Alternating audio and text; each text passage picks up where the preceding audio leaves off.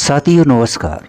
मित्रों, इस अनुवाक में यह बात समझाई गई है कि अध्ययन और अध्यापन करने वालों को अध्ययन अध्यापन के साथ साथ शास्त्रों में बताए हुए मार्ग पर स्वयं चलना भी चाहिए। यही बात उपदेशक और उपदेश सुनाने वालों के विषय में भी समझनी चाहिए। अभिप्राय यह है कि अध्ययन और अध्यापन दोनों बहुत ही उपयोगी हैं। मित्रों, शास्त्रों के अध्ययन से ही मनुष्य को अपने कर्तव्य का तथा उसकी विधि और फल का ज्ञान होता है।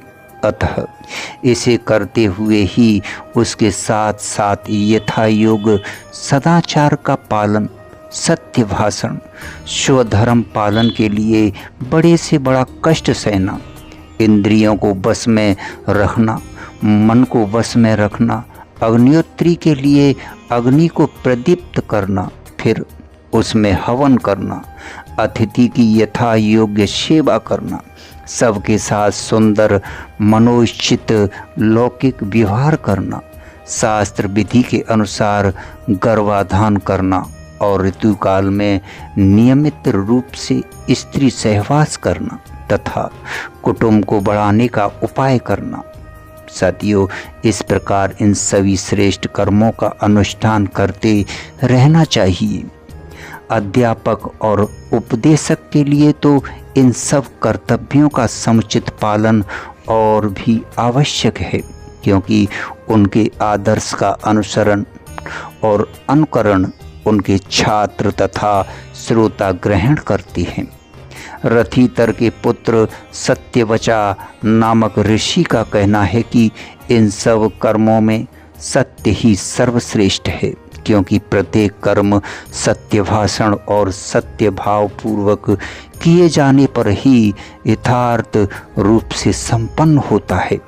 मित्रों, पुरुष श्रेष्ठ पुत्र तपोनित्य नामक ऋषि का कहना है कि तपचार्या ही सर्वश्रेष्ठ है, क्योंकि तप से ही सत्य भाषण आदि समस्त धर्मों के पालन करने की और उनमें दृढ़ता पूर्वक स्थित रहने की शक्ति आती है। साथियों, मुदलक के पुत्र नाक नामक मुनि का कहना है कि वेद और धर्म शास्त्रों का पठन पाठन सर्वश्रेष्ठ है, क्योंकि वही तप है, अर्थात इन्हीं से तप आदि समस्त धर्मों का ज्ञान होता है। इन सभी ऋषियों का कहना यथार्थ है। उनके कथन को उद्धृत करके यह भाव दिखलाया गया है कि प्रत्येक कर्म में इन तीनों की प्रधानता रहनी चाहिए। जो कुछ कर्म किया जाए वह पठन पाठन से उपलब्ध शास्त्र ज्ञान के अनुकूल होना चाहिए।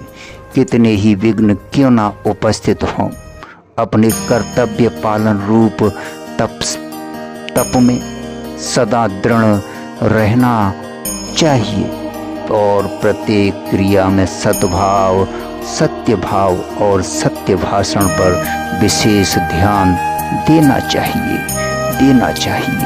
धन्यवाद, शुक्रिया।